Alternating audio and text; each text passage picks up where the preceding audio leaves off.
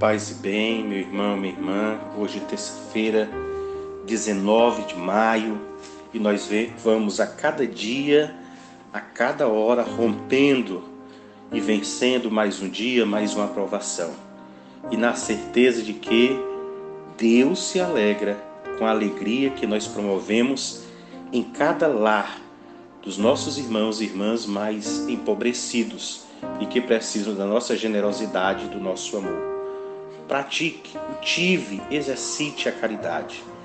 Visite, se possível, procure saber quem da sua cidade, perto de você, no seu bairro, está mais necessitado e não está sendo ajudado pelas políticas públicas, que normalmente não existem, e seja você a mão a ajudar, o coração a se abrir em comunhão a esses irmãos e irmãs mais necessitados. Nós louvamos a Deus por tantas pessoas que na nossa comunidade Colinas, Paróquia Nossa Senhora Aparecida, não só são generosos, mas vivem de maneira plena a caridade.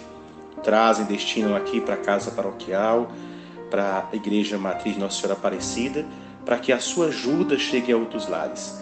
Ajudam sem querer ser reconhecidos. Isso é que, de fato, é a ajuda verdadeira. A esses nossos irmãos que vão nos ajudando a alimentar tantas pessoas que dependem do seu trabalho diário e agora não são possíveis de fazer. A estes nossos irmãos, a nossa oração e a nossa gratidão. Sabemos que o pouco que fazemos é pouco que fazemos, que ainda existe muito mais famílias que necessitam.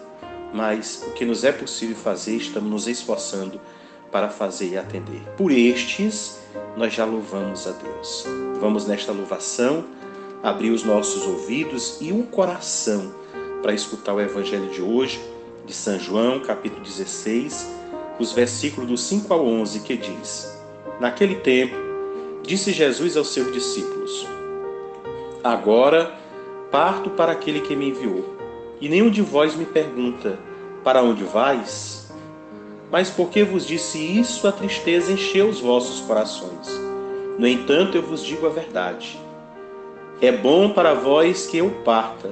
Se eu não for, não virá até vós o defensor. Mas se eu me for, eu vos-lo mandarei. E quando vier, ele demonstrará ao mundo em que consiste o pecado, a justiça e o julgamento. O pecado, porque não acreditaram em mim. A justiça, porque vou para o Pai, de modo que não mais me vereis. E o julgamento, porque o chefe deste mundo já está condenado. Palavra da salvação, glória a vós, Senhor. Hoje, terça-feira, 19 de maio, é o dia do defensor público e também o dia em que nós comemoramos a canonização de Madre Paulina, que foi em 2002, na data de hoje. Lembramos, antes da reflexão do Evangelho, exatamente para que nós, lembrando essas situações, sobretudo a canonização da Madre Paulina, também nós busquemos uma vida de santidade. E o Evangelho de hoje, as palavras de Jesus sobre o Espírito, podem ser divididas em 3 partes. A primeira, o Espírito da verdade testemunhará em favor dos discípulos, fazendo-os compreender sua partida como vitória sobre o mal. A segunda parte, o Espírito da verdade vai torná-los capazes de levar adiante o mesmo testemunho de Jesus. E a terceira, o Espírito une a comunidade ao seu Senhor como ramo ao tronco. Então, nesta primeira parte, Jesus mostra como o Espírito Santo é sinal de vitória mediante das dificuldades que os discípulos terão que enfrentar. Por isso, a frase é tão importante: parto para aquele que me enviou. Esta frase de Jesus sugere que ele tinha cumprido fielmente a missão que recebeu da parte do Pai. Ao manifestar a vinda do Espírito Santo como consequência da ida ao Pai, Jesus integra o Espírito Santo ao final desta missão, como o último objetivo dela. E nós, que somos seus seguidores, continuadores da sua missão, acolhemos o Espírito e nos sentimos impulsionados a continuar. a vivenciar e testemunhar tudo aquilo que Jesus fez, ensinou e pediu que fizéssemos. Nenhum de vós pergunta, é o que Jesus diz quando ele fala da sua partida. Vale a pena notar que diante destas palavras de Jesus, os discípulos não reagem. Anteriormente, queriam esclarecimento sobre o que não compreendiam, mas agora estão mudos diante do que escutam. Segundo o Evangelho de São João, que como em outras ocasiões eu já refleti com vocês, é um evangelho escrito para cristãos já conscientes, catequizados. Então, segundo esse evangelho, os que creem não sentem somente a ausência física de Jesus, mas endurecem quando se deparam com a mensagem de sua vitória em meio à prova que terão que padecer. É essa atitude daqueles que creem e, portanto, precisam testemunhar a vida, os ensinamentos, as palavras deixadas, ou poderíamos dizer o testamento deixado por Jesus, que se concretiza no pedido de que nos amemos. A tristeza encheu vossos corações. No discurso anterior ao anúncio da perseguição aos discípulos, nós escutamos ontem, na segunda-feira. Eles vivem o amor, mas encontram o ódio no mundo e a perseguição dos irmãos. Por isso, a ausência de Jesus causa um sofrimento agudo, mas esses sofrimentos são como as dores do parto, necessária para que venha à luz a nova criatura feita à imagem do Filho do Homem.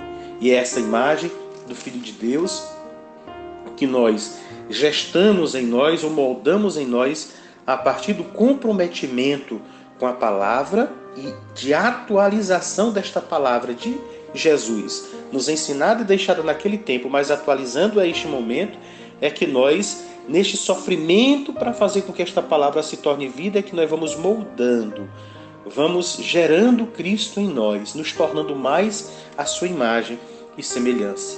Por isso que, assistidos pelo Espírito, com essa certeza e alegria que o Senhor nos deixa e nos ensina, nós vamos superando as dificuldades, as dores, sabendo que a consequência daquela dor momentânea será uma paz e uma alegria que se eternizará. E se eternizará não somente em nós, mas em todos aqueles que estão à nossa volta, que serão beneficiados pelas luzes que nós trazemos, que é a luz de Cristo, por aquilo que nós gestamos ou moldamos em nós, que é a imagem do Salvador, e por a mensagem que nós trazemos. A mensagem escutada, testemunhada, vivenciada e guardada no coração por cada um de nós que nos fazemos discípulos e missionários.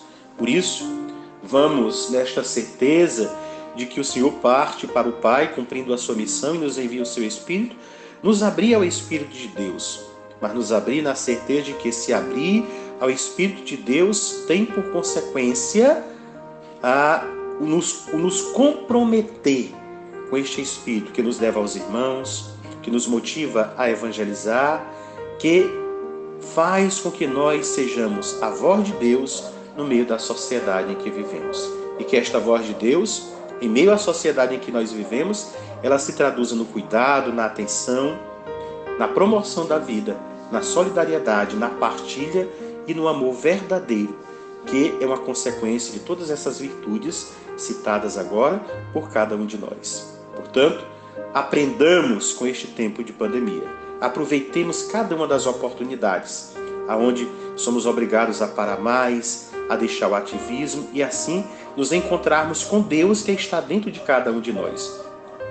E deixarmos este Deus, esta luz que está dentro de nós, iluminar a nossa vida e a vida dos que estão à nossa volta, para que desta forma nós sejamos verdadeiramente continuadores do projeto e da missão de nosso Senhor.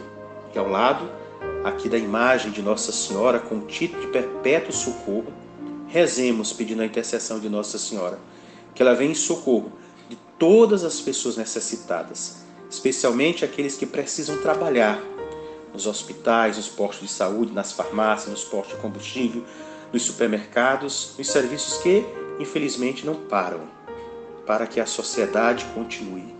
E estas pessoas que estão tão sujeitas a se contaminarem, que elas, que são obrigadas a trabalharem, sejam protegidas pela graça de Deus e pelo manto materno de Nossa Senhora.